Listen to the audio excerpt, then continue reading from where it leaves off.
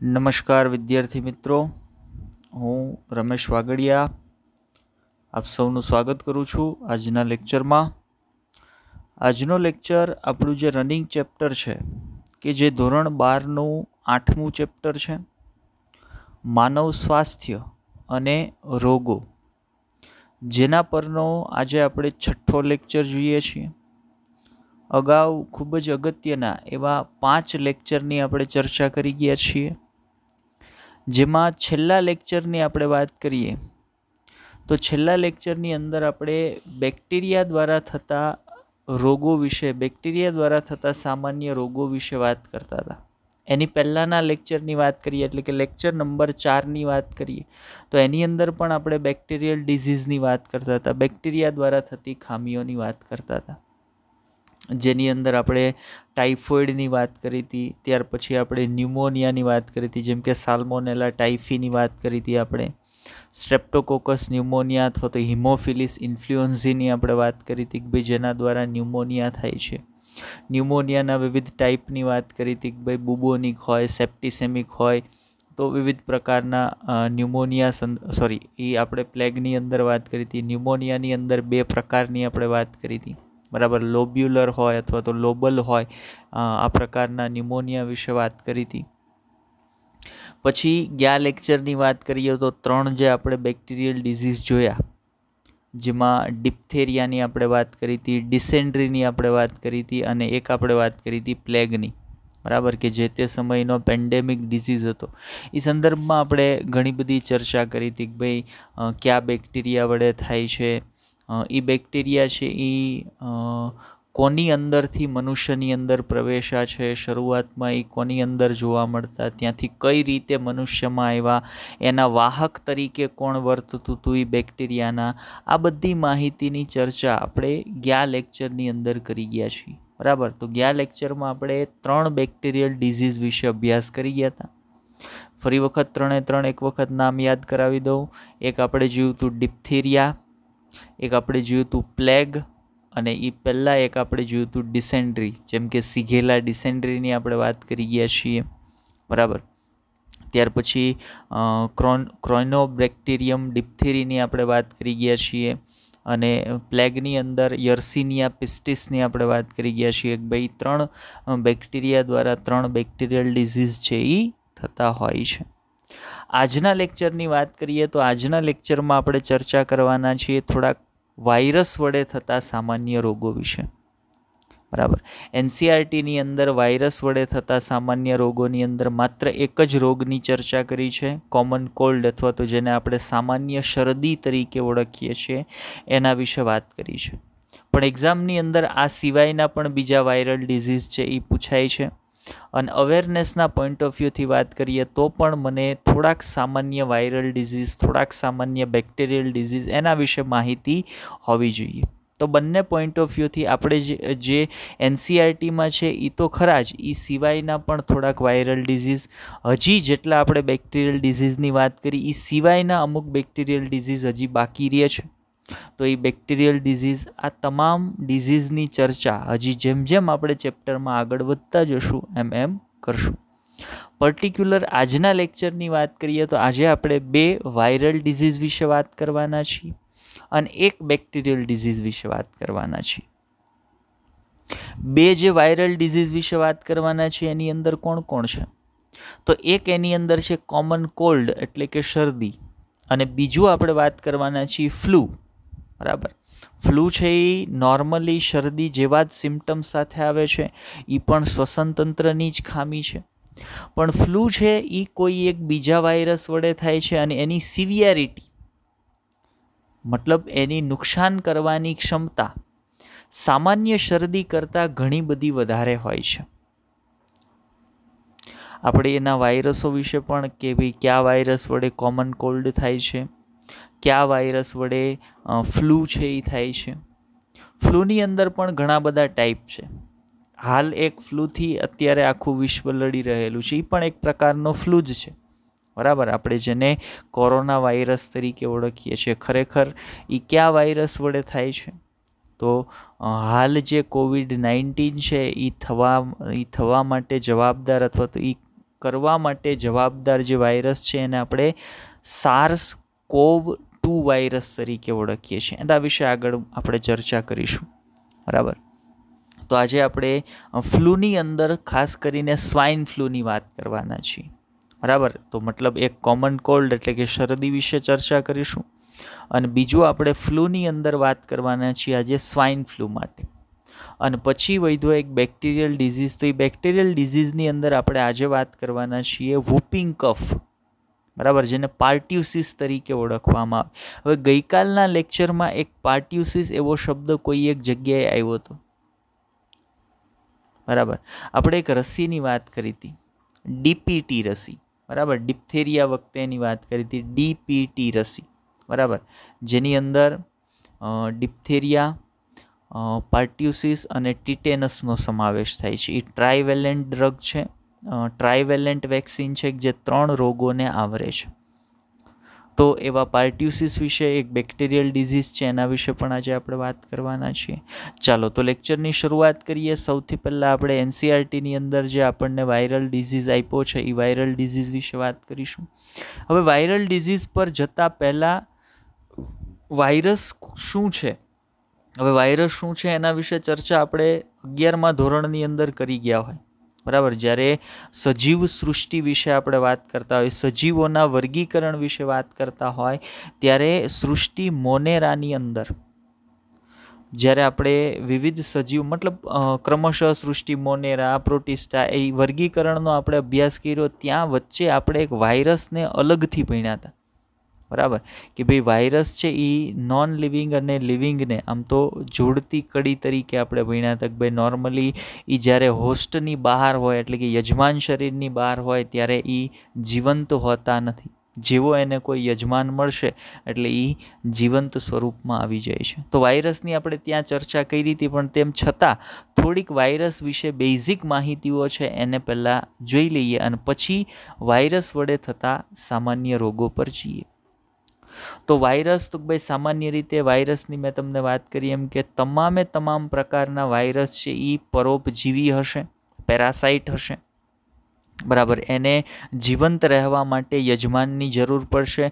તો ત્યાં એવા પરોપજીવી માટે આપણે એક સ્પેસિફિક ટાઈપની વાત કરતા હોય, એક પ્રકારની વાત કરતા હોય. બરાબર, જેને આપણે ઓબ્લિગેટ પરોપજીવી કહીએ છીએ. એવો કોઈ પણ પરોપજીવી એને હંમેશા પોતાની વૃદ્ધિ માટે જીવંત યજમાનની જરૂર પડતી હોય. ફરી વખત કહું છું, ઓબ્લિગેટ પરોપજીવી. વાયરસ, બધા જ વાયરસ કેવા હશે?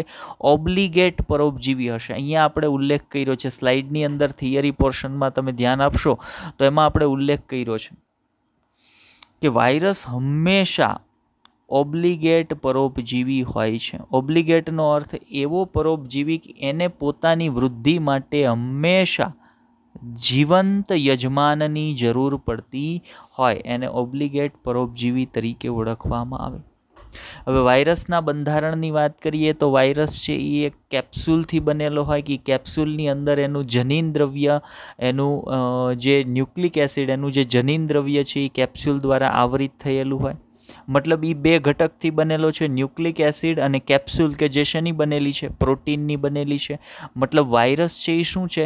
તો ભાઈ વાયરસ એ ન્યુક્લિયો પ્રોટીન કણ છે.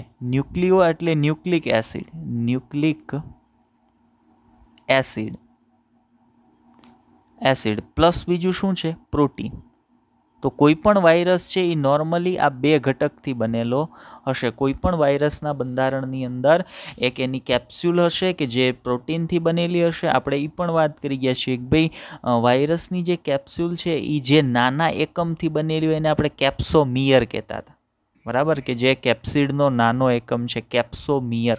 તો કેપ્સોમિયરથી બનેલી કેપ્સ્યુલ જે પ્રોટીન કેપ્સ્યુલ હોય છે, અને બીજું એ કેપ્સ્યુલ દ્વારા અથવા તો એ કેપ્સ્યુલ દ્વારા આવરિત એની અંદર શું આવેલું હોય? તો ભાઈ જનીન દ્રવ્ય, જેને આપણે ન્યુક્લિક એસિડ તરીકે ઓળખીએ છીએ. જો અહીંયા નીચેના મુદ્દામાં આપણે કીધું છે કે તેના બંધારણમાં પ્રોટીનથી બનેલી કેપ્સ્યુલ, જેને આપણે કેપ્સિડ તરીકે પણ ઓળખીએ છીએ, કેપ્સિડ આવેલ હોય છે, અને ન્યુક્લિક એસિડ. હવે ન્યુક્લિક એસિડ તરીકે વાયરસની અંદર મોસ્ટલી બધા વાયરસમાં, મોટાભાગના વાયરસની અંદર જનીન દ્રવ્ય તરીકે આરએનએ આવેલું છે. મોટા ભાગના વાયરસની અંદર જનીન દ્રવ્ય તરીકે આરએનએ આવેલું હશે, પણ અમુક એવા વાયરસો પણ છે કે જેની અંદર જનીન દ્રવ્ય તરીકે ડીએનએની હાજરી પણ હોય, ડીઓક્સીરિબોઝ ન્યુક્લિક એસિડની હાજરી પણ હોય. હવે જે વાયરસની અંદર ડીએનએ હાજર છે, ધ્યાન આપજો, જે વાયરસની અંદર ડીએનએ હાજર છે એની અંદર આવેલો ડીએનએ કાં તો સિંગલ સ્ટ્રેન્ડેડ હોય, એક પોલીન્યુક્લિયોટાઇડ શૃંખલાથી બનેલો હોય, અથવા તો ડીએનએ છે એ ડબલ સ્ટ્રેન્ડેડ ડીએનએ હોય. બંને પ્રકારના હોય. બરાબર. તમને યાદ હોય તો આપણે કદાચ 5174 વાયરસ વિશે વાત કરી ગયા છીએ, બેક્ટેરિયોફેગ 5174, જેની અંદર સિંગલ સ્ટ્રેન્ડેડ ડીએનએ છે એ જનીન દ્રવ્ય તરીકે આવેલો હતો. આપણે ટીએમવી વાયરસ વિશે વાત કરી ગયા છીએ કે જેની અંદર આરએનએ, સિંગલ સ્ટ્રેન્ડેડ આરએનએ છે એ આવેલો હતો જનીન દ્રવ્ય તરીકે. મતલબ કહેવાનો અર્થ અહીંયા એવો થાય છે કે ભાઈ એક બાબત એવી ધ્યાન રાખવાની છે કે વાયરસની અંદર પ્રોટીન અને ન્યુક્લિક એસિડ બે ઘટકો આવેલા છે, જ્યાં ન્યુક્લિક એસિડ તરીકે ડીએનએ પણ હોય અને આરએનએ પણ હોય. ડીએનએ આવેલો હશે તો એ ડબલ સ્ટ્રેન્ડેડ બે પોલીન્યુક્લિયોટાઇડ શૃંખલાથી બનેલો પણ હોઈ શકે, એટલે કે ડબલ સ્ટ્રેન્ડેડ હોઈ શકે, અને એક પોલીન્યુક્લિયોટાઇડ શૃંખલાથી બનેલો એટલે કે સિંગલ સ્ટ્રેન્ડેડ ડીએનએ પણ હોઈ શકે છે. બરાબર. તો આ વાયરસની સામાન્ય માહિતી વિશે આપણે ચર્ચા કરી.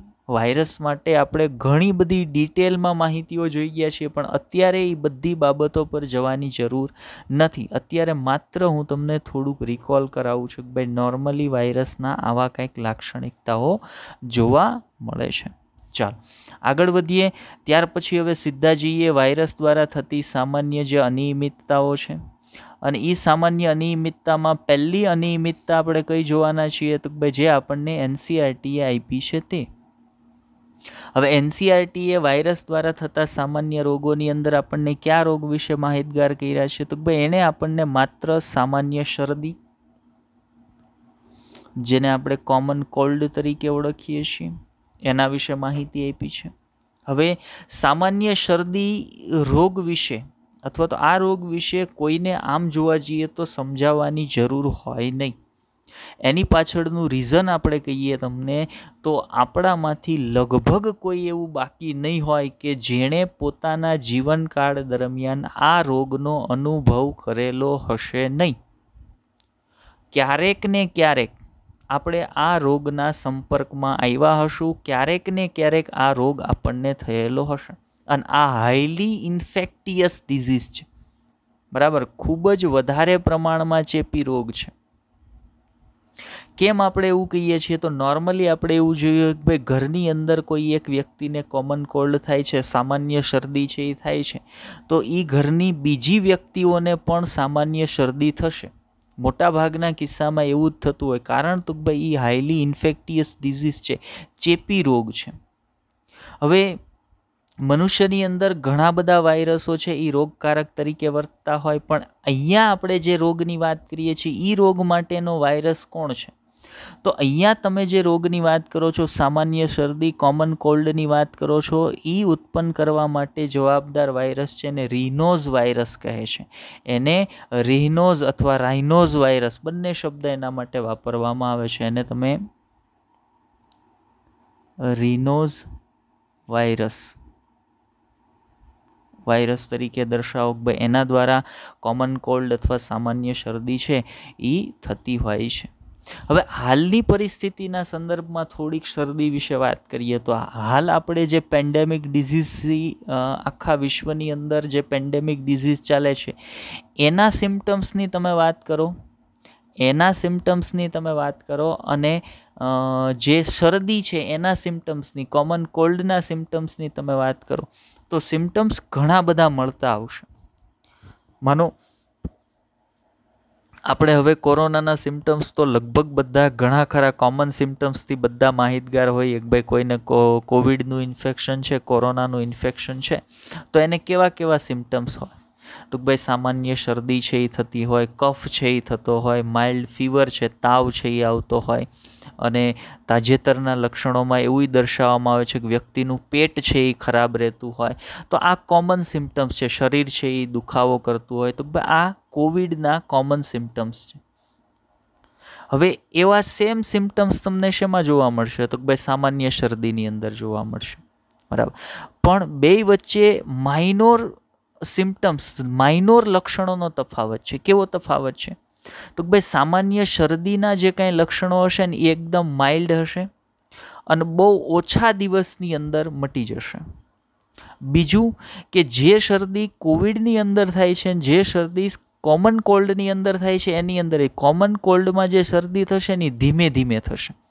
ઉદાહરણ તરીકે તાત્કાલિક અચાનકથી તમે ઉઠો ને શરદી છે એમ નહીં, ધીમે ધીમે ભાઈ આજે શરદી જેવું ફીલ થાય છે બોડીની અંદર, કાલે શરદી થાય, તો એ કોમન કોલ્ડના સિમ્ટમ્સ છે. બીજું, કોમન કોલ્ડની અંદર જે સિમ્ટમ્સ હશે ને એ માઇલ્ડ હશે, એટલા બધા તીવ્ર નહીં હોય, બરાબર. પછી કોમન કોલ્ડની અંદર એટલે કે સામાન્ય શરદીની અંદર વ્યક્તિનું નાક સતત વહેતું રહેશે. તો આ કોમન કોલ્ડના સિમ્ટમ્સ છે. હવે કોમન કોલ્ડ એટલે સામાન્ય શરદીની વાત કરીએ ને, જો એક માહિતી હાલની પરિસ્થિતિને જોતા આપું છું કે સામાન્ય શરદી છે ને એ સામાન્ય શરદી, માનો અહીંયા આપણે લખીએ કે ભાઈ કોમન કોલ્ડ,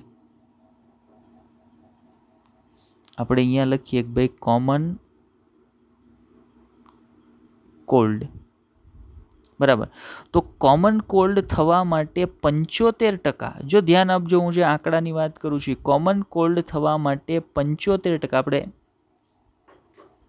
રેગ્યુલરની વાત કરીએ છીએ, રેગ્યુલર બેઝિસની વાત કરીએ છીએ કે કોમન કોલ્ડ થવા માટે 75%, 75% કોણ જવાબદાર છે? તો ભાઈ રીનોઝ વાયરસ જવાબદાર છે.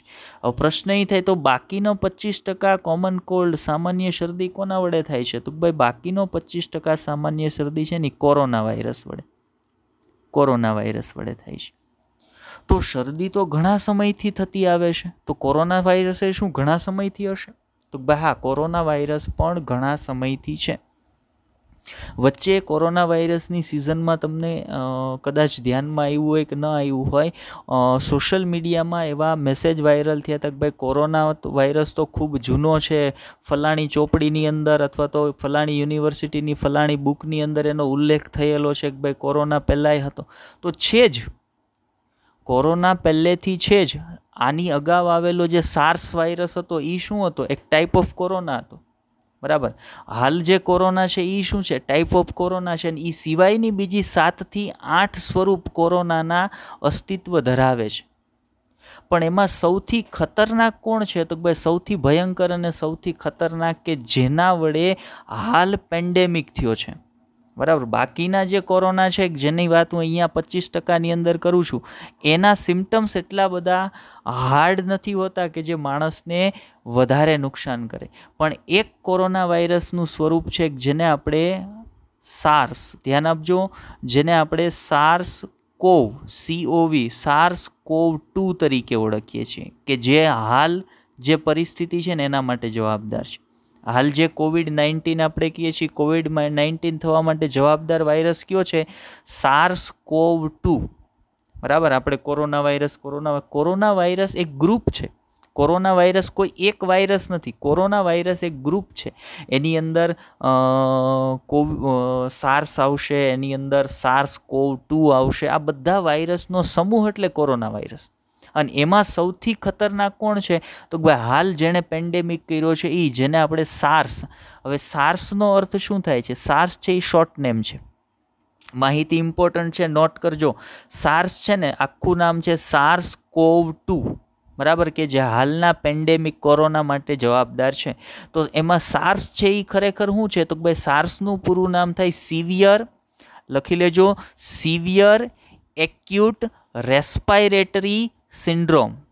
ફરી વખત બોલું છું, સિવિયર એક્યુટ રેસ્પાયરેટરી સિન્ડ્રોમ એટલે કે સાર્સ, અને પછી કોવ એટલે કોરોના વાયરસ, અને 2 બીજું સ્વરૂપ છે. પહેલું સ્વરૂપ કયું હતું? આની પહેલાં જે સાર્સ વાયરસ આવ્યો હતો એની પહેલું સ્વરૂપ હતું સાર્સનું, બરાબર. અને આ સાર્સનું બીજું ફોર્મ છે જેને SARS-CoV-2 તરીકે આપણે ઓળખીએ છીએ, કે જે હાલનો કોરોના પેન્ડેમિક છે ને એના માટે જવાબદાર છે. બાકીના કોરોનાના ઘણા બધા સ્વરૂપો એવા છે જે એટલા બધા નુકસાનકારક નથી.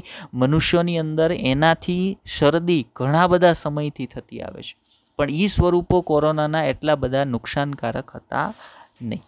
ચાલ આગળ વધીએ. તો સામાન્ય શરદી સંદર્ભમાં આગળ વાત કરીએ તો NCERT શું કહે છે સામાન્ય શરદી અથવા તો કોમન કોલ્ડના સંદર્ભમાં? તો જેમાંનો એક સમૂહ છે રિનોઝ વાયરસ, જે મનુષ્યમાં સૌથી વધુ સંક્રમિત રોગ સામાન્ય શરદી ફેલાવે છે. મેં તમને કીધું ને કે હાઈલી ચેપી રોગ છે, બરાબર, ખૂબ જ તીવ્ર, એકદમ એક વ્યક્તિમાંથી બીજા વ્યક્તિમાં ફેલાય છે. ને એના માટે જવાબદાર જે રિનોઝ વાયરસ છે એની ઇમેજ આપણે અહીંયા મૂકી છે કે ભાઈ આ જે વાયરસ છે એ કયો વાયરસ છે? તો ભાઈ કોમન કોલ્ડ થવા માટે જવાબદાર જે વાયરસ છે જેને આપણે રિનોઝ વાયરસ તરીકે ઓળખીએ છીએ, રિનોઝ વાયરસ છે જે આ પ્રકારનું સ્વરૂપ ધરાવે છે. મેગ્નિફાય કરેલો ફોટોગ્રાફ છે. ચલો આગળ વાત કરીએ. આ સિવાય તો બીજી એક, આગળ હું તમને કોરોના અને મતલબ હાલનો જે SARS-CoV-2નું ઇન્ફેક્શન છે એનું અને કોમન કોલ્ડ વિશે હું તમને વાત કરતો હતો. મેં ત્યાં તમને ઉલ્લેખ કર્યો તો બે વચ્ચે તફાવત શું છે. તો કોમન કોલ્ડનો જે વાયરસ છે ને જેને આપણે રિનોઝ વાયરસ કહીએ છીએ, એ માત્ર આપણો શ્વસન તંત્ર છે ને એનો ઉપરનો જે ભાગ છે જેને અપર રેસ્પાયરેટરી ટ્રેક કહેવાય, બરાબર. તો આજે કોમન કોલ્ડ માટેનો જે વાયરસ રિનોઝ વાયરસ છે ને એ અપર રેસ્પાયરેટરી ટ્રેકની અંદર જ માત્ર ઇન્ફેક્શન કરે, એટલે ઉપરનો ભાગ છે ને જે આપણા શ્વસન માર્ગનો એમાં જ અસર કરે છે, બરાબર. જ્યારે COVID-19 છે એ આપણા ફેફસા સુધી પહોંચે છે. COVID-19 જેને SARS-CoV-2 કહીએ છીએ આપણા ફેફસા સુધી પહોંચે છે અને ફેફસાને ડેમેજ કરે છે. ત્યારે શું થાય? ત્યારે વ્યક્તિને શ્વાસોશ્વાસમાં તકલીફ પડવા માંડે. આપણે જોયું હોય સોશિયલ મીડિયામાં ઘણા COVID-19ના પેશન્ટ છે એ જોવા મળે, શ્વાસ લેવામાં એને તકલીફ પડતી હોય. રીઝન શું છે?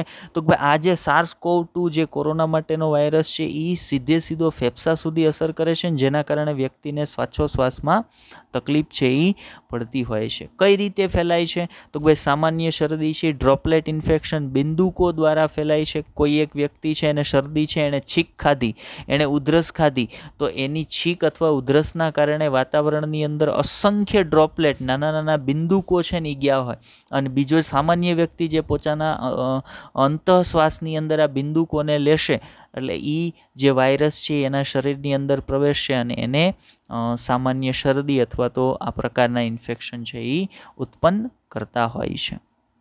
ચલો આગળ વધીએ. શું કહે છે NCERT હજી એના સંદર્ભમાં? તો એના લક્ષણો વિશે પણ NCERT એ વાત કરી છે કે ભાઈ તે નાક અને શ્વસન માર્ગને સંક્રમિત કરે છે. મોસ્ટલી મેં કીધું ને અપર રેસ્પાયરેટરી ટ્રેક, આપણો જે શ્વસન માર્ગ છે ને એનો ઉપરનો ભાગ, જેની અંદર નાસિકા કોટરની વાત કરશે, નાસિકા કોટરની અંદર ઇન્ફેક્શન થશે. આપણો શ્વસન માર્ગનો ઉપરનો ભાગ છે એની અંદર સામાન્ય શરદીમાં અસર થશે. જ્યારે ફેફસાને સંક્રમિત કરતા નથી. હમણાં હું તમને કોવિડવાળી વાત કરતો ત્યારે કીધું હતું કે ભાઈ સામાન્ય શરદીના વાયરસ ફેફસાને અસર કરતા નથી, માત્ર અપર રેસ્પાયરેટરી ટ્રેકને અસર કરે છે. અને એના માટે આવો શબ્દ વપરાય છે સામાન્ય શરદી માટે, URTI નું પૂરું નામ થાય અપર રેસ્પાયરેટરી ટ્રેક ઇન્ફેક્શન. આપણું જે રેસ્પાયરેટરી ટ્રેક શ્વસન માર્ગ છે એના ઉપરના ભાગમાં જે ઇન્ફેક્શન લાગે ને એ બધાને અપર રેસ્પાયરેટરી ટ્રેક ઇન્ફેક્શન કહે છે. તેના સામાન્ય લક્ષણોમાં તો ભાઈ નાક બંધ થઈ જવું, બરાબર. સામાન્ય લક્ષણોમાં આપણે બધાએ અનુભવ કરેલો હોય આ વસ્તુનો. તેમાંથી સ્ત્રાવ થવો એટલે નાક વહેવાનું શરૂ રહેવું, પછી ગળું સુકાવવું, ઘસારો ગળામાં થવો, કફ થવો, માથું દુખવું, થાક લાગવો વગેરે શરદીના એટલે કે સામાન્ય શરદીના લક્ષણો છે. આ બધા લક્ષણો જે 3 થી 7 દિવસ સુધી જોવા મળે છે, આ બધા લક્ષણો સામાન્ય શરદીના કેસમાં 3 થી 7 દિવસ સુધી જોવા મળતા હોય છે.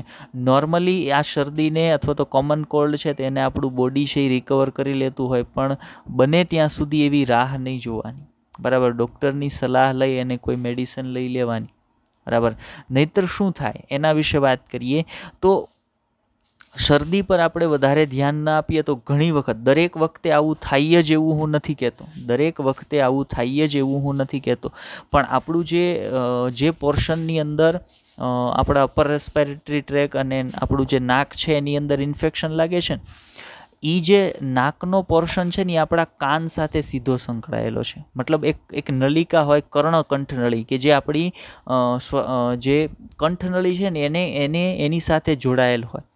હવે લાંબા સમય સુધી આ પ્રકારનો ઇન્ફેક્શન છે કોમન કોલ્ડનું, સામાન્ય શરદીનું, એ રહે અને એ જે કફ હશે સામાન્ય શરદીના કારણે એ જો ત્યાંથી કાન સુધી પહોંચી જાય કર્ણકંઠનળીની મદદ વડે, તો કાનની અંદર એક ઇન્ફેક્શન છે એ થતું હોય. મતલબ અચાનકથી ઘણી વખત કાનની અંદર દુખાવો થવા માંડે, લાંબો સમય સામાન્ય શરદી રહે ને પછી એ જે કન્ડિશન છે ને એને એક્યુટ સુપરેટિવ્સ મીડિયા તરીકે ઓળખવામાં આવે. એટલું બધું ડિટેલમાં આપણે જવાની જરૂર નથી, માત્ર એટલું કાનનો દુખાવો છે એ થાય એવું યાદ રાખીએ તો પણ ચાલશે. બરાબર. હવે બીજી આપણને એક બહુ ખરાબ ટેવ હોય, આપણે ક્યારેય નોર્મલી રોગની અંદર ડૉક્ટરની સલાહ લેતા હોય નહીં. આપણે બધા પોતે ડૉક્ટર હોઈએ. બરાબર. મેડિકલમાં જઈએ અને મેડિકલવાળા ત્યાં એટલા માટે જ બેઠા, આપણે ત્યાં જઈને કે ભાઈ સારી એવી શરદીની ટીકડી આપી દો, અથવા તો આપણે ટીવીની અંદર એડવર્ટાઇઝમેન્ટમાં જોઈએ કે ભાઈ વિક્સ એક્શન 500 છે, ડીકોડ ટોટલ છે. બરાબર. એવી દવાઓનો ઉપયોગ કરવાનો નહીં. ડૉક્ટરની સલાહ વડે દવાઓનો ઉપયોગ છે કરી શકાય. એના માટે માનો સામાન્ય રીતે જે દવાઓ આપવામાં આવે, જેમ કે લિવોસેટ્રિઝિન છે, સિટ્રિઝિન છે, આવી મેડિસિનનો યુઝ છે એ થતો હોય. પણ આ મેડિસિન પણ ડૉક્ટરની સલાહ વગર લેવાની નથી, કેમકે આ મેડિસિન છે એ સેડેટિવ મોલેક્યુલ ધરાવે છે, જેના કારણે વ્યક્તિને નીંદર વધારે આવે. વધારે પ્રમાણમાં જો લેવાઈ જતી હોય તો વ્યક્તિ બેભાન છે એ થઈ જતો હોય. આ પ્રકારની કન્ડિશન છે એ આ પ્રકારની દવાઓ છે જેની અંદર સેડેટિવ્સ મોલિક્યુલ આવેલા હોય ને એના કારણે થઈ શકતી હોય. એટલે ડૉક્ટરની સલાહ વગર આવી કોઈ દવા લેવાની નહીં. ચલો, અહીંયા ઇમેજ મૂકી છે, એની અંદર કોમન કોલ્ડના સિમ્ટમ્સ છે. સામાન્ય તાવ, ફીવર છે એ આવશે. બરાબર. રેની નોઝ, નાક વહેવાનું શરૂ રહેશે, કફ થશે. બરાબર.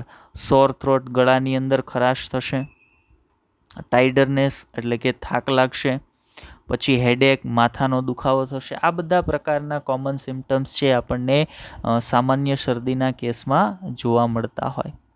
ચલો, ત્યાર પછી વાત કરીએ દર્દીની ખાંસી કઈ રીતે ફેલાય છે. જો એના સંદર્ભની આપણે વાત કરીએ છીએ કે ભાઈ આ રોગ કઈ રીતે ફેલાય છે એના પર આપણે ચર્ચા કરીએ. તો જો અહીંયા એનસીઆરટીએ પણ માહિતી આપી છે અને આપણે સમજાવવા માટે એક ઇમેજ પણ અહીંયા મૂકી છે. તો ઇમેજની અંદર જોઈએ અને સમજીએ તો શું કીધું છે, દર્દી કે જેને આ પ્રકારની કોઈ અનિયમિતતા અથવા રોગ, સામાન્ય શરદી છે, એ દર્દી ખાંસી કે છીંક દ્વારા નીકળતા બિંદુકો. હવે અહીંયા નીચે ઇમેજની અંદર જુઓ, વ્યક્તિ એ, વ્યક્તિ બી અને વ્યક્તિ સી, 3 વ્યક્તિ આપ્યા છે. વ્યક્તિ એ જે છે ને એને આ પ્રકારનું ઇન્ફેક્શન છે, એટલે કોમન કોલ્ડ છે. એ જ્યારે છીંક કે ઉધરસ ખાય ત્યારે ઘણા બધા સૂક્ષ્મ બિંદુકો છે એ વાતાવરણની અંદર મુક્ત થાય. એની નજીક જે વ્યક્તિ હતો, જેને આપણે વ્યક્તિ બી કીધો હતો, એ બિંદુકોના સંપર્કમાં આવ્યો, એણે અંતઃશ્વાસ લીધો, એટલે આ બિંદુકો છે એના શરીરમાં શ્વસન તંત્રમાં જશે અને એ વ્યક્તિ છે એને રોગ થશે અથવા તો આ પ્રકારનું ઇન્ફેક્શન છે એ લાગશે. પણ એની કમ્પેરિઝનમાં તમે જુઓ, વ્યક્તિ સી છે એનાથી દૂર ઊભો છે. અત્યારે હમણાં તમે એક કન્સેપ્ટ સાંભળ્યો હશે, સોશિયલ ડિસ્ટન્સિંગ. તો એ સોશિયલ ડિસ્ટન્સિંગનું કારણ જ આ છે કે ભાઈ જ્યારે, કેમ કે હાલનો જે પેન્ડેમિક છે, COVID-19 છે, એ પણ ડ્રોપલેટ ઇન્ફેક્શન દ્વારા જ ફેલાય છે, બિંદુકો દ્વારા જ ફેલાય છે. તો જ્યારે વ્યક્તિથી તમે દૂર ઊભા છો તો એ બિંદુકો થોડીક વાર માટે એ જે વ્યક્તિ છે એની આસપાસમાં 3 ફૂટના એરિયાની અંદર, હવાની અંદર તરતા હોય, થોડાક સમય પછી એ જમીન પર સેટલ ડાઉન થઈ જાય. પણ જ્યાં સુધી હવામાં તરે છે એ સમયગાળા દરમિયાન તમે એવા વ્યક્તિના સંપર્કમાં છો અને તમે અંતઃશ્વાસ કરો છો તો એ તમારા શરીરની અંદર આવી જશે અને તમને રોગી બનાવશે. જ્યારે શું કીધું છે, બિંદુકો જ્યારે સ્વસ્થ વ્યક્તિ દ્વારા શ્વાસમાં અંદર લેવાથી કે જે રોગિષ્ટ વ્યક્તિ છે એની પેન, એના પુસ્તકો, એનો પ્યાલો છે, એના દરવાજાનું હેન્ડલ છે, કોમ્પ્યુટરનું કીબોર્ડ છે, માઉસ છે વગેરે દ્વારા પણ તેનો ફેલાવો છે એ થતો હોય. તો આ બધી ચીજ વસ્તુઓ જેને આ પ્રકારનું ઇન્ફેક્શન છે એણે જે વાપરેલી હોય એનો યુઝ તમે કરો તો એનાથી પણ તમને આ ડિઝીઝ છે એ થઈ શકતો હોય અથવા એનું સંક્રમણ છે એ થઈ શકતું હોય છે. ચાલો, તો આટલી વાત આપણે કરવાની હતી સામાન્ય શરદી સંદર્ભમાં કે જે આપણને NCERTએ આપેલી હતી. હવે શરૂઆતમાં જ મેં તમને લેક્ચરની શરૂઆતમાં જ વાત કરી હતી કે ભાઈ એક છે સામાન્ય શરદી અને બીજું કોણ છે તો ભાઈ બીજું છે ફ્લૂ. બરાબર. હવે ફ્લૂ અને શરદી વચ્ચે શું તફાવત છે? ફ્લૂ અને શરદી વચ્ચે શું તફાવત છે? તો શરદીને આપણે આગળ જોઈ ગયા. હવે ફ્લૂ માટે થોડીક માહિતી લઈએ એટલે ઓટોમેટિકલી આપણને બંને વચ્ચેનો જે ડિફરન્સ છે એની પકડાઈ જશે. જો અહીંયા મેં શરદી સાથે વાત કરી છે, તો ફ્લૂ અને સામાન્ય શરદી બંને શ્વસન તંત્રને અસર કરતી બીમારીઓ છે. મતલબ એક તો બંને વાયરલ ડિઝીઝ છે, યાદ રાખજો. પહેલાં વાયરલ ડિઝીઝ છે, દેટ મીન્સ તો બંને વાયરસ દ્વારા, બંનેનું સંક્રમણ વાયરસ દ્વારા થાય છે, એટલે કે બંને વાયરલ ડિઝીઝ છે. બીજું, બંને રોગ છે એ શ્વસન તંત્રને અસર કરે છે. બંને રોગ કેવા છે? શ્વસન તંત્રને અસર કરે છે. હવે જે વાયરસ દ્વારા થાય છે, એટલે મેં તમને કીધું એમ, પરંતુ બંને અલગ અલગ વાયરસ દ્વારા થાય છે. હવે બે શ્વસન તંત્રના જ રોગ છે, બંને વાયરસ દ્વારા જ થાય છે, તેમ છતાં બંને અલગ અલગ વાયરસ વડે થાય છે. હવે શરદી કયા વાયરસ વડે થાય છે? આપણે બધા જાણીએ છીએ કે રિનોઝ વાયરસ વડે થાય છે. ફ્લૂની વાત કરીએ તો ફ્લૂમાં ઘણા બધા પ્રકારો છે, જેમાં આજે આપણે સ્વાઇન ફ્લૂની વાત કરવાના છીએ. તો સ્વાઇન ફ્લૂ છે એ ઇન્ફ્લુએન્ઝા વાયરસ વડે થાય છે. સ્વાઇન ફ્લૂ છે એ ઇન્ફ્લુએન્ઝા વાયરસ વડે થાય છે, જે પીગ ભૂંડનો ઇન્ફ્લુએન્ઝા વાયરસ હતો કે જે ભૂંડમાંથી મનુષ્યમાં આવ્યો. ગઈકાલે કેમ આપણે યર્સિનિયા પિસ્ટિસની વાત કરતા હતા કે બેક્ટેરિયા છે એ ઉંદરમાંથી મનુષ્યમાં આવ્યા હતા. સેમ વે આ જે વાયરસ છે એ ભૂંડમાંથી, જે ભૂંડના નજીક રહેતા હોય અથવા તો સતત એના સંપર્કમાં રહેતા હોય એવા વ્યક્તિમાં આવ્યો, અને વ્યક્તિમાં આવ્યા પછી વાયરસ વ્યક્તિથી વ્યક્તિમાં ઝડપથી ફેલાવાનો શરૂ થઈ જાય. એટલે જે ભૂંડનો રોગ હતો સ્વાઇન ફ્લૂ એ મનુષ્યની અંદર પણ આવી ગયો. તો ફ્લૂ અને જે સામાન્ય શરદી છે એ બંને વાયરસ વડે થાય છે, પણ અલગ અલગ વાયરસ વડે થાય છે. જુઓ, સામાન્ય રીતે સામાન્ય શરદી કરતાં ફ્લૂ વધારે નુકસાનકારક હોય છે. લક્ષણોમાં પણ ખૂબ જ તીવ્રતા જોવા મળે છે. કોના લક્ષણોની વાત કરીએ છીએ? આપણે વાત કરીએ છીએ ફ્લૂના લક્ષણોની. ફ્લૂના લક્ષણો છે એ કમ્પેરેટિવલી કેવા હશે? તો ભાઈ ખૂબ તીવ્ર હશે. સામાન્ય શરદી ફ્લૂ કરતાં ઓછું નુકસાન કરે છે. સામાન્ય શરદીવાળા વ્યક્તિના નાકનું વહેવું, નાક બંધ થવું, આવા સામાન્ય લક્ષણો જોવા મળે છે. પરંતુ શ્વાસોશ્વાસમાં તકલીફ પડતી નથી. શ્વાસોશ્વાસમાં શેમાં તકલીફ નથી પડતી? તો ભાઈ કોમન કોલ્ડ. સામાન્ય શરદીની અંદર વ્યક્તિને ક્યારેય શ્વાસોશ્વાસમાં તકલીફ પડતી નથી. પણ જો એ ફ્લૂ છે તો એ ફેફસા સુધી અસર કરે છે અને વ્યક્તિને શ્વાસોશ્વાસમાં તકલીફ ઉત્પન્ન કરે છે. તો એ બંને વચ્ચેનો મેઇન ડિફરન્સ છે. ચાલો, તો ફ્લૂની અંદર આજે આપણે કયા ફ્લૂ વિશે વાત કરવાના છીએ? તો ભાઈ આજે આપણે વાત કરવાના છીએ સ્વાઇન ફ્લૂ વિશે. આજે આપણે કયા ફ્લૂ વિશે વાત કરવાના છીએ? તો ભાઈ આજે આપણે વાત કરવાના છીએ સ્વાઇન ફ્લૂ વિશે. સ્વાઇન ફ્લૂ તો ભાઈ લગભગ 2009 આસપાસ સ્વાઇન ફ્લૂ છે એ પણ સંપૂર્ણ વિશ્વની અંદર ફેલાણો હતો. સ્વાઇન ફ્લૂને પણ ત્યારે પેન્ડેમિક છે એ જાહેર કરવામાં આવ્યો હતો. બરાબર. 100 કરતાં વધારે દેશોની અંદર, આગળ આપણે સંખ્યાની પણ વાત કરશું, લગભગ 180 જેટલા દેશોની અંદર આ ડિઝીઝ છે એ ફેલાણો હતો. એટલે આને પણ એ સમયનો પેન્ડેમિક છે એ જાહેર કરવામાં આવ્યો હતો. જેમ હાલના સમયે કોરોના SARS-CoV-2 વાયરસ છે એ પેન્ડેમિક છે, એ જ રીતે એ સમયે સ્વાઇન ફ્લૂ છે એને પણ પેન્ડેમિક જાહેર કરવામાં આવ્યો હતો. પછી 2010ની અંદર officially WHO world health organization એવું જાહેર કરી દીધું કે ભાઈ હવે સ્વાઇન ફ્લૂ છે એ મનુષ્ય માટે પેન્ડેમિક નથી. એવા જ સમાચાર આપણને કોરોના માટે મળી જાય એટલે ગંગા નાહી નાખીએ. બરાબર. ચલો, સ્વાઇન ફ્લૂ સંદર્ભમાં વાત કરીએ તો સ્વાઇન ફ્લૂ છે એ પ્રાણીઓમાંથી મનુષ્યમાં આવેલો ડિઝીઝ છે. અહીંયા તમે ઇમેજને ધ્યાનથી જોશો તો ઇમેજની અંદર આપણે એ વસ્તુ તમને બતાવવાનો પ્રયત્ન કર્યો છે. ઇમેજની અંદર તમે ધ્યાન આપશો તો અહીંયા એક એનિમલ બતાવેલું છે. એનિમલ શું છે? તો ભાઈ પીગ છે, ભૂંડ છે. તો એની અંદરથી એક વાયરસ નીકળે છે અને એ વાયરસ મનુષ્યની અંદર પ્રવેશે છે. એટલે આપણે એવું કીધું છે કે ભાઈ આ જે વાયરસ છે અથવા તો આ જે રોગ છે જેને આપણે સ્વાઇન ફ્લૂ કહીએ છીએ, જે ઇન્ફ્લુએન્ઝા વાયરસ વડે થાય છે, એ પ્રાણીમાંથી મનુષ્યમાં આવ્યો છે. અને કોની અંદરથી? સ્વાઇનનો અર્થ થાય પીગ, ભૂંડ. તો સ્વાઇનની અંદરથી આવેલો ફ્લૂ છે એટલે એ ફ્લૂને સ્વાઇન ફ્લૂ છે એ નામ આપેલું છે. હવે સ્વાઇન ફ્લૂ એવું સંક્રમણ છે જે એક કરતાં વધારે પ્રકારના સ્વાઇન ઇન્ફ્લુએન્ઝા વાયરસથી થાય છે. ધ્યાન આપજો, હું જે કહું છું કે સ્વાઇન ફ્લૂ છે એ એવું સંક્રમણ છે કે જે એક કરતાં વધારે સ્વાઇન ઇન્ફ્લુએન્ઝા વાયરસથી થાય છે. સ્વાઇન ઇન્ફ્લુએન્ઝા એટલે ઇન્ફ્લુએન્ઝા એ વાયરસનો એક સમૂહ છે. જેમ કોરોના વાયરસનો સમૂહ છે એમ ઇન્ફ્લુએન્ઝા પણ વાયરસનો એક સમૂહ છે.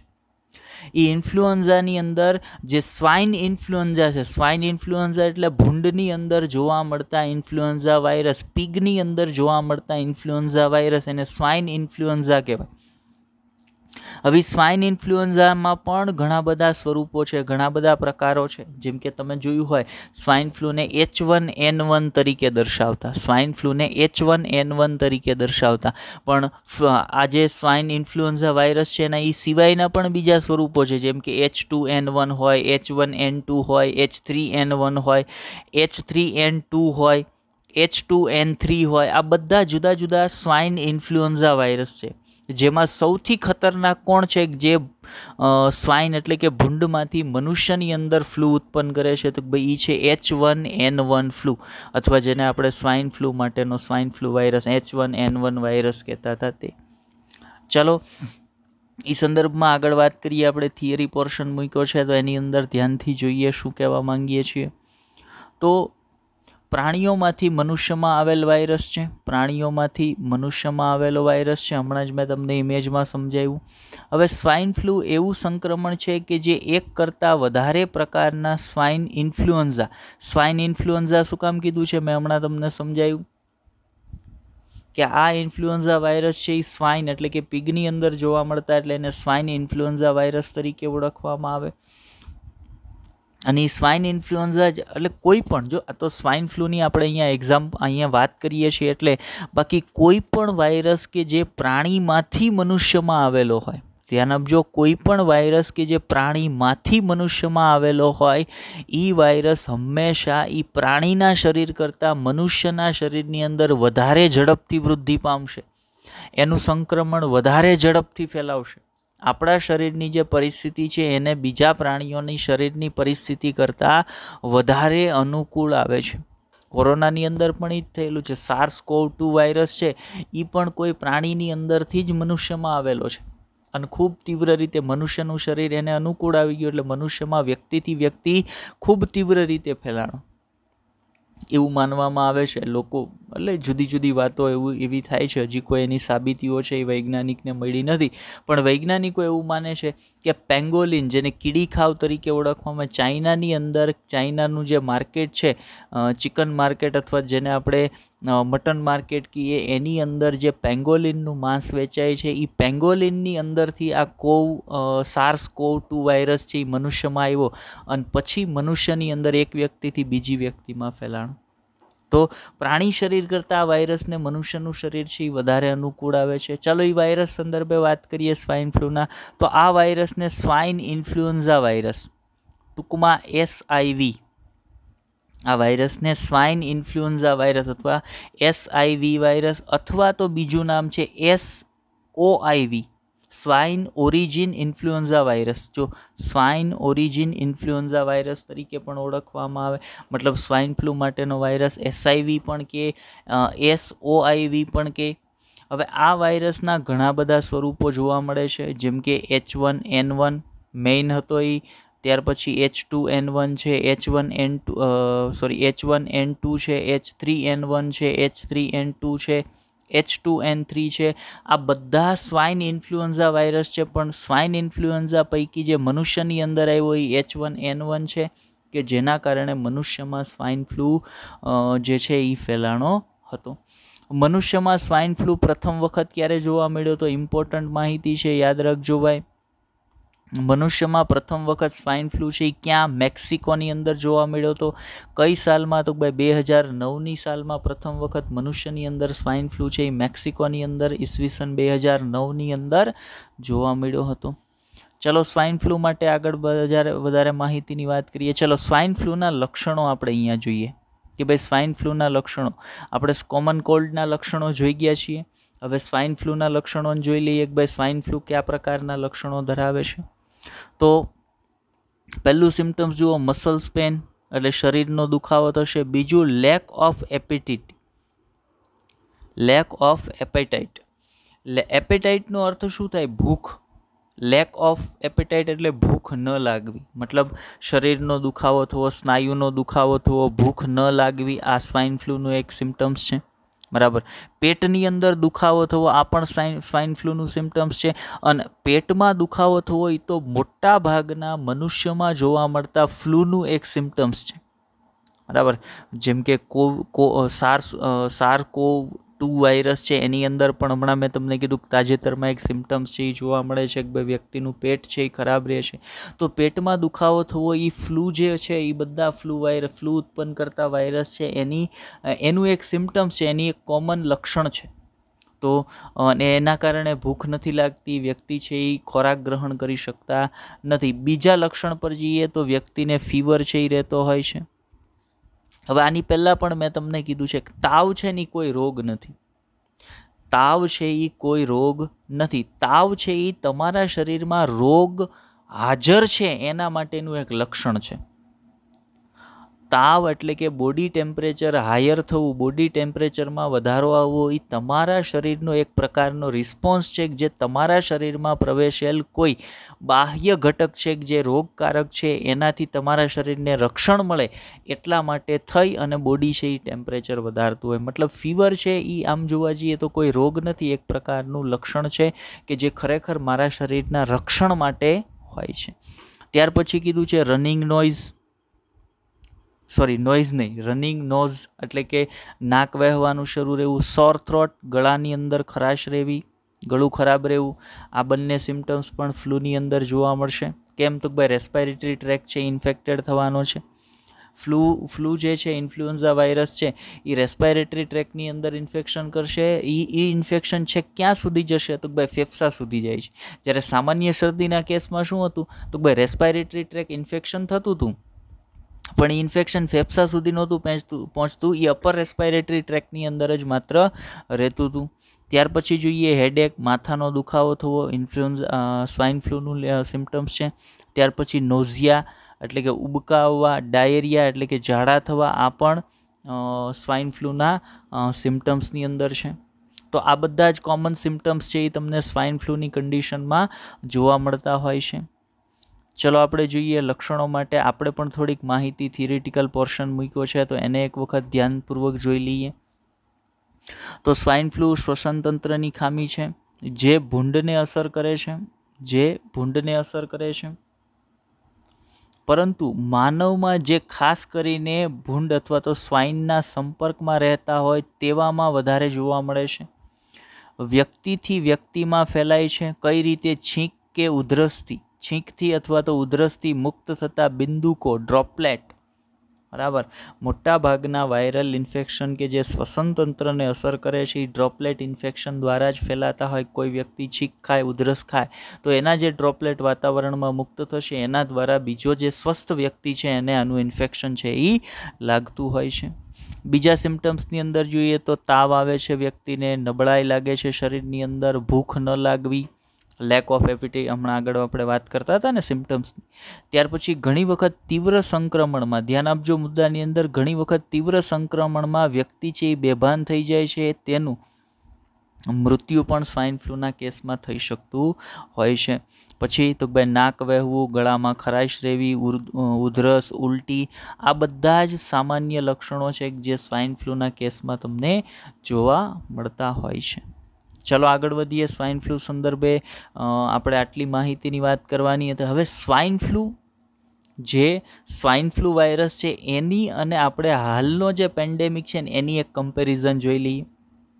કેમ કે એ પણ પેન્ડેમિક જે તે સમયનો હતો અને હાલનો જે SARS-CoV-2 વાયરસ છે એ પણ હાલનો પેન્ડેમિક છે. તો એનું કમ્પેરિઝન કરી લઈએ કે ભાઈ બેયની અંદર કેવા કેવા લક્ષણો છે એ જોવા મળતા હતા. ચાલો જોઈએ. તો શું કીધું છે આપણે, કોનું કમ્પેરિઝન કરીએ છીએ તો ભાઈ કોવિડ અને સ્વાઇન ફ્લૂ, આ ગ્લોબલ કમ્પેરિઝન, વર્લ્ડ વાઇડ વિશ્વની અંદર કયા પ્રકારની અસરો છે એની જોવા મળી છે. તો સ્વાઇન ફ્લૂ કયા સમયે તો ભાઈ 2009ની અંદર ફેલાણો હતો. અને કોરોના વાયરસ તો ભાઈ અત્યારે SARS-CoV-2 તો ભાઈ હાલ જે હીરો છે એ પોતે છે. મતલબ હાલ ફેલાણો છે ને હજી ફેલાતો જાય છે. હવે એના ડેથ સંદર્ભના આંકડાની વાત કરીએ. કોવિડના સંદર્ભમાં આ થોડીક માહિતી જૂની થશે. 15 એપ્રિલ સુધીની માહિતી છે. એ પછી આ આંકડામાં વધારો આવેલો હશે, બરાબર. પણ આપણે ત્યાં સુધીની માહિતી આપણને મળી છે એટલે આપણે અહીંયા મૂકી છે. આ આંકડાની અંદર ફેરફાર હશે. તો સ્વાઇન ફ્લૂ દ્વારા વર્લ્ડ વાઇડ કેટલા લોકોના મૃત્યુ થયા હતા? તો લગભગ 2 લાખ જેટલા લોકોના મૃત્યુ છે એ થયા હતા. જ્યારે કોરોના વાયરસની વાત કરીએ તો 15 એપ્રિલ સુધીમાં 1,27,000 લોકોના મૃત્યુ છે એ થઈ ચૂક્યા છે. પછી ઇન્ફેક્શનની વાત કરીએ તો વર્લ્ડ વાઇડ જે સ્વાઇન ફ્લૂ છે એણે લગભગ 61 મિલિયન લોકોને ઇન્ફેક્શન લગાડ્યું હતું. જ્યારે કોરોના વાયરસ SARS-CoV-2 છે એણે 2 મિલિયન લોકોને ઇન્ફેક્શન લગાડ્યું છે અને હજી કન્ટિન્યુઅસ ઇન્ફેક્શન લાગવાનું ચાલુ છે. ત્યાર પછીની વાત કરીએ કેટલા કન્ટ્રીઓ, કેટલા દેશની અંદર આ વાયરસ છે એ ફેલાણા હતા. તો લગભગ 179 જેટલા દેશની અંદર સ્વાઇન ફ્લૂ છે એ વાયરસ ફેલાણો હતો. જ્યારે SARS-CoV-2 અથવા તો COVID-19ની વાત કરીએ તો એ લગભગ 210 જેટલા દેશોની અંદર ફેલાણો છે. પછી કયા એજ ગ્રુપને, સૌથી વધારે કઈ ઉંમરના વ્યક્તિઓને લાગુ પડે છે એ સંદર્ભની વાત કરીએ તો સ્વાઇન ફ્લૂ છે એ સામાન્ય રીતે 26 થી 50 વર્ષની વય જૂથના જે લોકો હતા એને લાગુ પડતો હતો. જ્યારે કોરોના વાયરસની અંદર તમે વાત કરો તો 60 વર્ષથી વધારે ઉંમરના લોકોને સામાન્ય રીતે લાગુ પડતો જોવા મળે છે, બરાબર.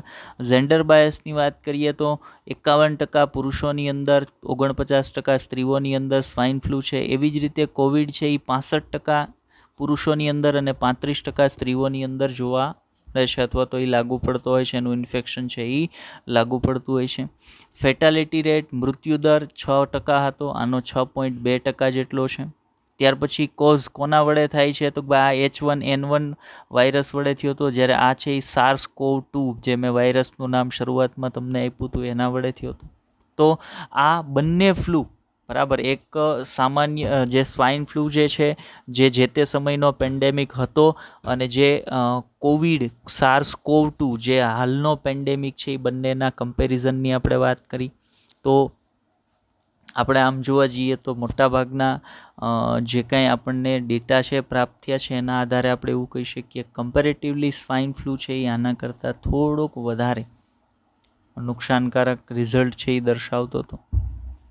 મતલબ અહીંયા આપણે એવી વાત કરવા માંગીએ છીએ, એક પોઝિટિવ વાત કરવા માંગીએ છીએ કે આપણે એને લડી લીધું છે, સ્વાઇન ફ્લૂને લડી લીધું છે, તો કોરોનાને તો આપણે પહોંચી વળશું, લડી લેશું. ચાલો આગળ વાત કરીએ. હવે ત્રીજો જે ડિઝીઝ આજે આપણે જોવાનો છે, મેં તમને કીધું હતું કે આજે આપણે એક બેક્ટેરિયલ ડિઝીઝની પણ વાત કરવાના છીએ.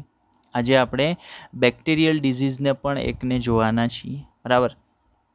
આજે જે બેક્ટેરિયલ ડિઝીઝ વિશે વાત કરવાના છે એ સિવાયના પણ હજી થોડાક બેક્ટેરિયલ ડિઝીઝ છે એ રહી જાય છે, બરાબર. તો એ બેક્ટેરિયલ ડિઝીઝને પણ વચ્ચે કવર કરી લેશું. અત્યારે બેક્ટેરિયલ ડિઝીઝ ચાલુ કર્યું એનો અર્થ એવો નથી કે વાયરલ ડિઝીઝ પૂરા થઈ ગયા. હજી આપણે વાયરલ ડિઝીઝને પણ જોશું અને થોડાક બેક્ટેરિયલ ડિઝીઝ જે હજી 1-2 બાકી છે એને જોશું, જેમ કે ટ્યુબરક્યુલોસિસની વાત આપણે કરવાની થશે, બરાબર. એ સિવાયના બીજા વાયરલ ઇન્ફેક્શન વિશે પણ આપણે હજી વાત કરવાની બાકી છે. એ જેમ જેમ યુનિટની અંદર આપણે આગળ વધતા જશું એમ એની વાત પણ કરીશું. ચાલો, તો હવે આપણે જે ડિઝીઝ વિશે વાત કરવાના છીએ એને પાર્ટ્યુસિસ તરીકે ઓળખવામાં આવે છે અથવા તો એને વૂપિંગ કફ તરીકે ઓળખવામાં આવે છે, બરાબર. હવે વૂપિંગ કફ શું કામ કીધું છે? તો વૂપિંગ કફ એટલા માટે કીધું છે કે જ્યારે કોઈ વ્યક્તિ આ રોગથી સંક્રમિત હોય, નોર્મલી આ રોગ છે બાળકોની અંદર જોવા મળતો હોય, મોટા વ્યક્તિઓને લાગુ પડતો નથી, બરાબર. એના કારણે બાળકોને આપવામાં આવતી એક અગત્યની રસીમાં પાર્ટ્યુસિસ વૂપિંગ કફની રસીનો DPT જે રસી છે એ DPTની અંદર જે P છે, P ફોર પાર્ટ્યુસિસ છે, P ફોર પાર્ટ્યુસિસ છે, D એટલે ડિપ્થેરિયા, P એટલે પાર્ટ્યુસિસ અને T એટલે ટીટેનસ. તો એ 3 માટેની જે ટ્રાયવેલેન્ટ ડ્રગ છે એમાં પાર્ટ્યુસિસનો સમાવેશ થાય છે. કારણ કે ભાઈ એ બાળકોની અંદર લાગુ પડતો ખતરનાક એક બેક્ટેરિયલ ડિઝીઝ છે. કયા બેક્ટેરિયા દ્વારા થાય છે? તો ભાઈ બોર્ડેટેલા પર્ટ્યુસિસ, બોર્ડેટેલા પર્ટ્યુસિસ નામના બેક્ટેરિયા વડે થતું એક બેક્ટેરિયલ ઇન્ફેક્શન છે, એક બેક્ટેરિયલ ડિઝીઝ છે. વૂપિંગ કફ શું કામ કહેવાય છે, આપણે એની વાત કરતા હતા. તો વૂપિંગ કફ એને એટલા માટે કહેવાય છે કે બાળકોની અંદર જ્યારે આ પ્રકારના બેક્ટેરિયાનું ઇન્ફેક્શન લાગે ત્યારે બાળક છે એ ખૂબ જ તીવ્ર એકદમ ફ્રિકવન્ટ ઉધરસ છે એ ખાધે રાખે, સતત ઉધરસ ખાધે રાખે. અને એ સતત ઉધરસના કારણે, ધ્યાન આપજો હું જે માહિતીની વાત કરું છું, એ સતત ઉધરસ ખાધા રાખે છે, એના કારણે ફેફસાની અંદર જે હવાનું સ્તર હોય ને એ ડાઉન થઈ જાય. હવે જ્યારે ઉધરસ બાદ એ બાળક જે શ્વાસ લે, અંતઃશ્વાસ લેશે, એટલે શ્વાસ અંદર તરફ લેશે, ઇન્હેલ કરશે, ત્યારે દબાણપૂર્વક એકદમ પ્રેશરથી હવા અંદર તરફ જશે. એના કારણે શું થશે તો ભાઈ એક હિસિંગ નોઇઝ, એક સીટી જેવો અવાજ છે, કુકરની સીટી કેવી વાગે એવો સીટી જેવો અવાજ છે એ ઉત્પન્ન થતો, એને વૂપિંગ સાઉન્ડ તરીકે અથવા વૂપિંગ નોઇઝ તરીકે ઓળખવામાં આવે. તો આ રોગની અંદર બાળકોમાં આવો વૂપિંગ નોઇઝ છે એ ઉત્પન્ન થતો, એટલા માટે આ ડિઝીઝને વૂપિંગ કફ ડિઝીઝ પણ કીધો છે, અથવા એનું બીજું નામ તો એને પાર્ટ્યુસિસ તરીકે પણ ઓળખવામાં આવે છે. ચાલો પાર્ટ્યુસિસ સંદર્ભમાં થોડીક માહિતી પ્રાપ્ત કરીએ. તો આ એક બેક્ટેરિયલ ખામી છે, બેક્ટેરિયા દ્વારા થતો રોગ છે. મુખ્યત્વે કયા એજ ગ્રુપને લાગુ પડે છે તો મુખ્યત્વે બાળકોની અંદર જોવા મળે છે. આપણા શરીરના કયા તંત્રને અસર કરે છે તો ભાઈ શ્વસન તંત્રને, આપણા શ્વસન પથને અસર કરે છે. કયા બેક્ટેરિયા વડે થાય છે તો બેક્ટેરિયાનું નામ ઇમ્પોર્ટન્ટ યાદ રાખજો, બોર્ડેટેલા પાર્ટ્યુસિસ નામના બેક્ટેરિયા વડે થાય છે. બોર્ડેટેલા પાર્ટ્યુસિસ નામના બેક્ટેરિયા વડે થતી બેક્ટેરિયલ અનિયમિતતા છે, બેક્ટેરિયલ ખામી છે. આ બેક્ટેરિયાનો સેવનકાળ કેટલો છે તો ભાઈ 10થી લઈ અને 16 દિવસનો સેવનકાળ છે. મતલબ વ્યક્તિના શરીરમાં પ્રવેશ્યા પછી 10થી લઈને 16 દિવસની અંદર એ ઇન્ફેક્શન છે એ ઉત્પન્ન કરતા હોય છે. આ રોગ રોગી વ્યક્તિની છીંક કે ઉધરસ વડે મુક્ત થતા બિંદુકો વડે ફેલાય છે. તો મતલબ અહીંયા પણ ડ્રોપલેટ ઇન્ફેક્શન છે, શ્વસન તંત્રની ખામી છે. તો જ્યારે કોઈ પણ ખામીયુક્ત વ્યક્તિ અથવા તો જેને આ પ્રકારની બીમારી છે, અથવા એવું કોઈ બાળક કે જેને વૂપિંગ કફ, બોર્ડેટેલા પાર્ટ્યુસિસનું ઇન્ફેક્શન છે, એ જ્યારે ઉધરસ ખાશે અથવા તો છીંક ખાશે ત્યારે એના ડ્રોપલેટની અંદર આ પ્રકારના બેક્ટેરિયા છે એ વાતાવરણમાં મુક્ત થશે, અને બીજો કોઈ વ્યક્તિ એને ઇન્હેલ કરશે, બીજું કોઈ બાળક એને ઇન્હેલ કરશે તો એ બાળકને પણ આ પ્રકારની અનિયમિતતા છે એ લાગુ પડી શકતી હોય છે. ચાલો આપણે એક ઇમેજ મૂકી છે એની સિવિયરિટી સમજવા માટે. તો જોયું અહીંયા એક બાળકની ઇમેજ મૂકી છે જે એકદમ આપણે એમ કહીએ કે શ્વાસે નથી લઈ શકતો, એટલી તીવ્ર અથવા તો એટલી સતત ઉધરસ છે એ ખાય છે. બરાબર, મતલબ એટલી ફ્રિકવન્ટ, એટલી તીવ્ર અને સતત ઉધરસ છે એ આવતી રહેતી હોય ને એ ઉધરસના કારણે તો ભાઈ એ ઉધરસ થવાનું રીઝન શું છે તો ભાઈ કફ થવો. અને એ કફના કારણે જ્યારે એ બાળક છે અંતઃશ્વાસ લેશે, સતત ઉધરસ દરમિયાન જ્યારે અંતઃશ્વાસ લેશે ત્યારે એક નોઇઝ છે એ પ્રોડ્યુસ થતો હોય, જેને વૂપિંગ નોઇઝ કહે છે. જેને કેવો નોઇઝ કહેવાય? વૂપિંગ નોઇઝ કહેવાય. તો આવો વૂપિંગ નોઇઝ જે ડિઝીઝની અંદર થાય છે, કફના કારણે થાય છે, અને વૂપિંગ કફ ડિઝીઝ અથવા પાર્ટ્યુસિસ તરીકે ઓળખવામાં આવે છે. ચાલો સામાન્ય લક્ષણોની વાત કરીએ કે ભાઈ પાર્ટ્યુસિસની અંદર કેવા સામાન્ય લક્ષણો છે એ જોવા મળતા હોય, તો વૂપિંગ કફ ડિઝીઝની અંદર કેવા સામાન્ય લક્ષણો છે એ જોવા મળતા હોય છે. તો સૌથી પહેલું અને મુખ્ય મહત્વનું લક્ષણ એ કે બાળક જ્યારે ઉધરસ ખાય ત્યારે વૂપ અવાજ છે એ આવતો હોય, એટલે કે વૂપિંગ નોઇઝ છે, વૂપિંગ અવાજ છે એ આવતો હોય, કુકરની સીટી વાગે એવો અવાજ આવતો હોય, જેને વૂપિંગ નોઇઝ કહે છે. બીજું, ગળાના ભાગમાં ખૂબ મોટા પ્રમાણમાં મ્યુકસનો ભરાવો છે એ થતો હોય. ગળાના ભાગની અંદર ખૂબ મોટા પ્રમાણમાં મ્યુકસનો ભરાવો થાય. માનો આપણે એવું વિચારીએ કે ભાઈ આપણને કોઈ પણ શ્વસન તંત્રની અનિયમિતતા થાય તો આપણને છીંક અને ઉધરસ શું કામ આવે છે? તો છીંક અને ઉધરસ એ પણ આપણા બોડીનો જ, આપણા શરીરનો જ એક રિસ્પોન્સ છે કે જેથી આપણું શરીર બચી શકે. આપણું શરીર શું કરવાનો પ્રયત્ન કરે છે તો ભાઈ જે કાંઈ ઇન્ફેક્શન છે જે આપણી નોઝલ કેવિટીની અંદર, આપણા નાસિકા કોટરની અંદર છે, અથવા તો આપણા શ્વસન માર્ગની અંદર છે, જો શ્વસન માર્ગની અંદર નીચે તરફે હોય તો એ ઉધરસ દ્વારા એને દૂર કરવાનો પ્રયત્ન કરશે. બરાબર, અને જો એ અપર રેસ્પિરેટરી ટ્રેકની અંદર, નાસિકા કોટરની અંદર, એની અંદર હશે તો એને છીંક દ્વારા દૂર કરવાનો પ્રયત્ન કરશે કે ભાઈ છીંક દ્વારા જેટલું પણ ઇન્ફેક્શન નાકની અંદર છે કે નાસિકા કોટરની અંદર છે તો એ દબાણપૂર્વક એકદમ પ્રેશરથી બહાર નીકળી જાય, બહાર ફેંકાઈ જાય. આ કારણથી આપણને છીંક અને ઉધરસ છે એ આવતી હોય છે. અને mostly upper respiratory track infection હોય, જેમ કે સામાન્ય શરદીની તમે વાત કરો તો એની અંદર તમને ઉધરસ નથી આવતી. ઉધરસ મોસ્ટલી કેમાં આવે? જે લોઅર રેસ્પિરેટરી ટ્રેક ઇન્ફેક્શન હોય, એટલે કે શ્વસન પથનો નીચે તરફનો ભાગ છે એની અંદર જેટલા ઇન્ફેક્શન લાગુ પડે ને એ ઇન્ફેક્શનની અંદર તમને ઉધરસ છે એ આવશે. અપર રેસ્પિરેટરી ટ્રેકના ઇન્ફેક્શન હોય એની અંદર ઉધરસ છે એ આવતી નથી. બીજા સામાન્ય સિમ્ટમ્સની વાત કરો તો ભાઈ તાવ આવે છે, પછી તીવ્ર ઉધરસ આવવી. આ રોગથી રક્ષણ માટે બાળકને એક રસી આપવામાં આવે છે, ડીપીટી રસી. ડીપીટી ડિપ્થેરિયા, પાર્ટ્યુસિસ અને ટીટેનસ. ટીટેનસ પણ એક બેક્ટેરિયલ ખામી છે, એને લોક જો ડિઝીઝ કહેવાય. એના વિશે પણ આપણે વાત કરીશું. તો એ રસી છે એ આપવામાં આવે છે જેથી કરીને બાળક છે એ આ રોગથી બચી શકે. ઘણી વખત આ રોગ એટલો બધો સિવિયર થઈ જતો હોય કે જેના કારણે બાળકનું મૃત્યુ પણ થઈ જતું હોય. ઉદાહરણ તરીકે અહીંયા શું થાય છે તો ભાઈ મ્યુકસનો ભરાવો થાય છે. ગળાના ભાગમાં મ્યુકસનો ભરાવો થાય એટલે આપણો શ્વસન પથ છે ને, બાળકનો શ્વસન પથ એ બ્લોક થઈ જાય. બ્લોક થઈ જાય એટલે બાળક શ્વાસોશ્વાસ કરી શકે નહીં, શ્વાસ ન લઈ શકે. બાળક શ્વાસ નથી લઈ શકતો એટલે બાળકનું મૃત્યુ થવાના ચાન્સીસ પણ રહેતા હોય કે ભાઈ બાળકનું મૃત્યુ પણ થઈ શકતું હોય છે. તો આ પણ એક સિવિયર કન્ડિશન છે જે બેક્ટેરિયા બાર્ડેટેલા પાર્ટ્યુસિસ વડે થતી હોય છે, જેને વૂપિંગ કફ તરીકે ઓળખવામાં આવે છે. ચાલો, તો આજના લેક્ચરની અંદર આપણે આ 3 ખામી વિશે ચર્ચા કરવાની હતી, જેમાં 2 વાયરલ હતી. એક હતો સ્વાઇન ફ્લૂ અને એક હતું સામાન્ય શરદી અથવા કોમન કોલ્ડ. આ સિવાયના પણ હજી વાયરલ ઇન્ફેક્શન વિશે આપણે વાત કરીશું. હજી બાકી રહી જતા 1-2 બેક્ટેરિયલ ઇન્ફેક્શન વિશે પણ આપણે વાત કરીશું. ચાલો, તો આજના લેક્ચરની અંદર આટલી માહિતીની આપણે વાત કરવાની હતી. હવે આપણે જોઈ લઈએ થોડાક હોમવર્કના ક્વેશ્ચન તમને આપી દઈએ. ચાલો, તો હોમવર્કના ક્વેશ્ચન આપણે જોઈ લઈએ. પહેલો હોમવર્કનો ક્વેશ્ચન નોટ કરીએ બધા. તો સૌથી પહેલો હોમવર્કનો ક્વેશ્ચન છે કયા રોગમાં, પહેલો ક્વેશ્ચન છે કયા રોગમાં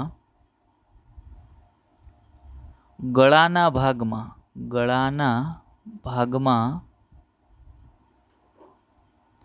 ખોટા પડદાનું નિર્માણ થાય છે. Pseudo membrane. કયા રોગની અંદર સ્યુડો મેમ્બ્રેનનું નિર્માણ, ખોટા પડદાનું નિર્માણ ગળાના ભાગમાં થાય છે? પહેલો ક્વેશ્ચન. સેકન્ડ ક્વેશ્ચન પર આવીએ કે પ્લેગ જેના વિશે ગઈકાલે આપણે જોઈ ગયા હતા, એ પ્લેગ કયા બેક્ટેરિયા વડે થાય છે? અને એના જ પ્રશ્નમાં બીજી બાબત કે એનો સેવનકાળ શું છે? ફરી વખત બીજો પ્રશ્ન બોલું છું, પ્લેગ કયા બેક્ટેરિયા વડે થાય છે અને એનો સેવનકાળ શું છે? બીજો ક્વેશ્ચન હતો. ત્રીજા ક્વેશ્ચન પર આવીએ, મરડો અથવા તો જેને આપણે ડિસેન્ટ્રી કહીએ છીએ, એ ડિસેન્ટ્રી કયા બેક્ટેરિયા વડે થાય છે અને એનો સેવનકાળ શું હશે? આ તમારો ત્રીજો ક્વેશ્ચન છે. ડિસેન્ટ્રી અથવા મરડો કયા બેક્ટેરિયા વડે થાય છે અને તેનો સેવનકાળ જણાવો. આ ત્રીજો ક્વેશ્ચન હતો. આવીએ ચોથા ક્વેશ્ચન પર. ચોથો ક્વેશ્ચન છે ડિપ્થેરિયા કયા બેક્ટેરિયા વડે થાય છે? ચોથો ક્વેશ્ચન છે ડિપ્થેરિયા કયા બેક્ટેરિયા વડે થાય છે? ચાલો, તો 4 ક્વેશ્ચન છે આપણે તમારે હોમવર્કની અંદર આપીએ છીએ. ચાલો, તો આજના લેક્ચરની અંદર બસ એટલું જ. લેક્ચરને ધ્યાનથી જોજો, સમજવાનો પ્રયત્ન કરજો. ન સમજાતી બાબતો કોમેન્ટ કરજો, આપણે ફરી એક વખત તમને સમજાવીશું. Best of luck.